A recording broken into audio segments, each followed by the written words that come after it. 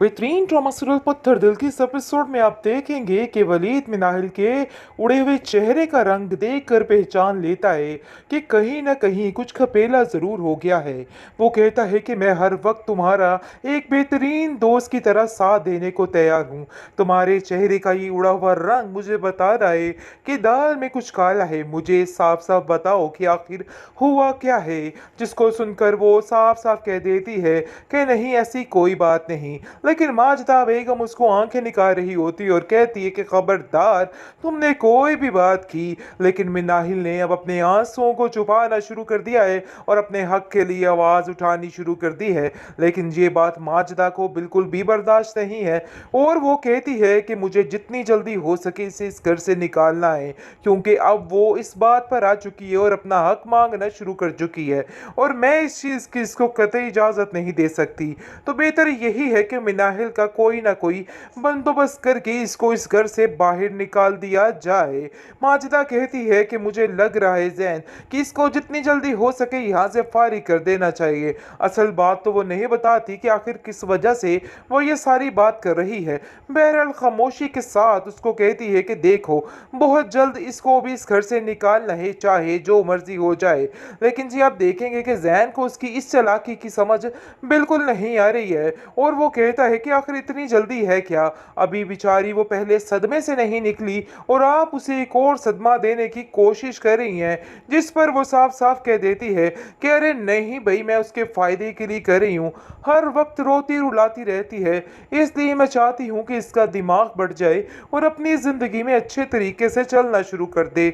मैं तो इसके अलावा और कुछ नहीं चाहती। लेकिन उसकी गेम को जैन समझ नहीं पा रहा। लेकिन अब जाकर उसकी गेम मनाहिल समझ चुकी है कि उसकी पुप्पो के दिमाग में असल में चल क्या रहा है और वो क्या करना चाहती है। बहरहाल जी जैसे ही आप देखेंगे कि बारात में ये सारे मामलात हो रहे होते हैं, हनान की माँ चालाकी के साथ सारा जेवर उनको दिखाती है और कहती है भाई रसीदें भी देख लीजिए, ये है सारा साजो सामान जिसकी आपने तमन्ना की थी और हमसे कहा था। जिस पर उसकी माँ काफ़ी खुश होती है ज़ारा की और कहती है कि वाह, मेरी बेटी की तो लॉटरी निकल आई है। किस तरीके से जो जो कुछ मैंने चाहा मांगा वो उसको मिल चुका है। लेकिन वो ये नहीं जानती कि उससे ज्यादा बेईमान लोग वो निकलेंगे। जैसे ही जारा की एंट्री उस घर में होती है, वहां पर उसको अंदाजा हो जाएगा कि आखिर उसके साथ क्या होने वाला है और क्या नहीं होगा। बहरहाल जी अब देखेंगे कि मिनाहिल बहुत उदास, बहुत परेशान हर वक्त ऐसे रहती है। इस बात का वलीद की माँ को भी अंदाजा हो जाता है और वो कहती है कि बेटा तुम मुझे सच सच बता सकती हो कि आखिर हुआ क्या है। मैंने पूरे फंक्शन में तुम्हें परेशान ही देखा है और ऐसा लगता है कि तुम्हें कोई मसला है कि मुझसे शेयर कर सकती हो। जिस पर वो माजिदा की तरफ देखती है और खामोश हो जाती है, क्योंकि जानती है कि अगर कोई बात कर दी तो इसकी शामत यहाँ पे आ जानी है, जिसकी वजह से खामोशी से उन लोगों की बातों को बर्दाश्त कर रही है और सोचती है कि नहीं, ऐसा कुछ नहीं करना। जारा जो कि बहुत ही चीज बनने की कोशिश कर रही है और समझ रही है कि उसने बड़ी चालाकी का सामना कर दिया है, लेकिन वो ये नहीं जानती है कि उसे किस कदर यानी कम अक्ली का मुजाहिरा किया है, किस तरीके से उसकी जिल्लत मजीद होने वाली है। इस चीज़ का अंदाज़ा उसको नहीं हो रहा है और वो समझ रही है कि उसने बहुत बड़ा मार्का मार डाला है। बहरहाल जी आप देखेंगे कि फिलहाल माजदा जो है वो उसके बहुत ही पर लग चुके हैं और वो समझ रही है कि सब कुछ ठीक हो गया।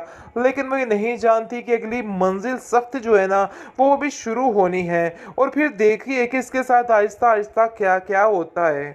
बेहतरीन ड्रामा सीरियल पत्थर दिल की इस एपिसोड में आप देखेंगे कि वलीद मिनाहिल के उड़े हुए चेहरे का रंग देखकर पहचान लेता है कि कहीं ना कहीं कुछ खपेला जरूर हो गया है। वो कहता है कि मैं हर वक्त तुम्हारा एक बेहतरीन दोस्त की तरह साथ देने को तैयार हूँ। तुम्हारे चेहरे का ये उड़ा हुआ रंग मुझे बता रहा है कि दाल में कुछ काला है। मुझे साफ साफ बताओ कि आखिर हुआ क्या है। जिसको सुनकर वो साफ साफ कह देती है कि नहीं, ऐसी कोई बात नहीं। लेकिन माजिदा बेगम उसको आंखें निकाल रही होती है और कहती है कि खबरदार, तुमने कोई भी बात की। लेकिन मिनाहिल ने अब अपने आंसुओं को छुपाना शुरू कर दिया है और अपने हक के लिए आवाज़ उठानी शुरू कर दी है। लेकिन ये बात माजिदा को बिल्कुल भी बर्दाश्त नहीं है और वो कहती है कि मुझे जितनी जल्दी हो सके इसे इस घर से निकालना है, क्योंकि अब वो इस बात पर आ चुकी है और अपना हक मांगना शुरू कर चुकी है और मैं इस चीज़ की इसको कतई इजाज़त नहीं दे सकती।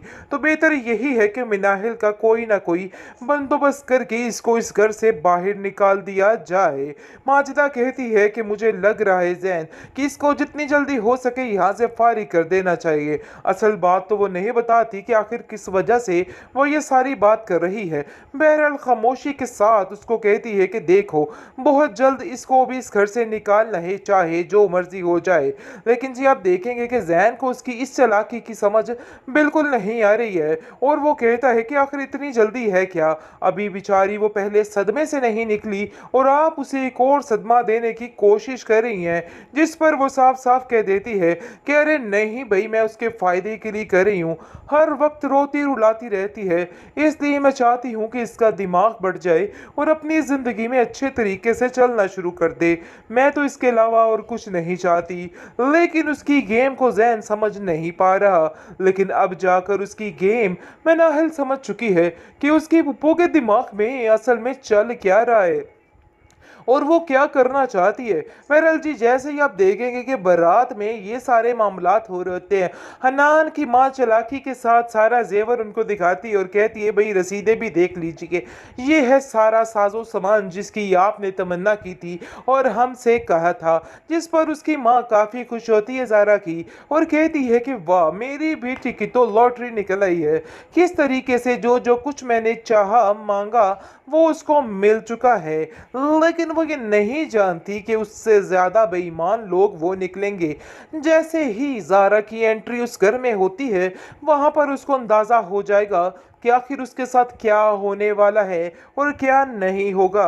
बहरहाल जी आप देखेंगे कि मिनाहिल बहुत उदास, बहुत परेशान, हर वक्त ऐसे रहती है। इस बात का वलीद की माँ को भी अंदाजा हो जाता है और वो कहती है कि बेटा तुम मुझे सच सच बता सकती हो कि आखिर हुआ क्या है।